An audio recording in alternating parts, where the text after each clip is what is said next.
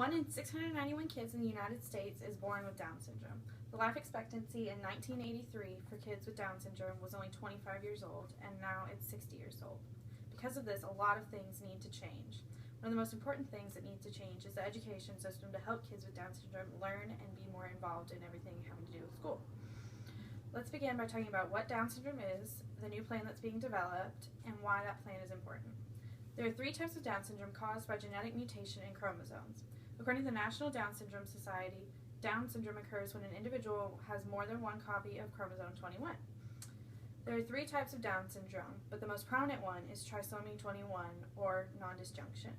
This occurs when there is 3 copies of chromosome 21 and one pair fails to separate and then replicates itself in every cell of the body.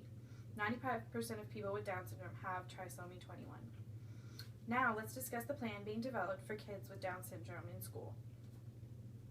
The new plan being developed by the National Institute of Health helps people with Down syndrome by adapting to their pre-existing conditions and their adult transitions, most importantly.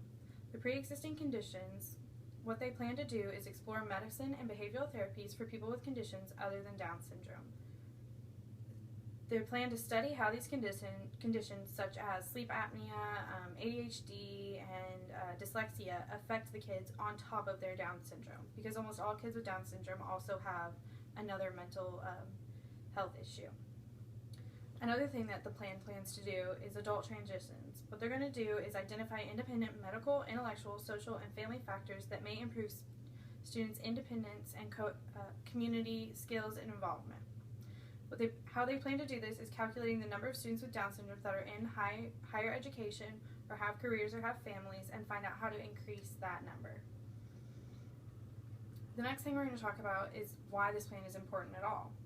There are many reasons why this plan is important, but some of the few that I think are the top reasons are they're not left out. Kids with Down syndrome are different than everybody else, but this makes them seem more like everybody else and get to do the things that the rest of the kids do.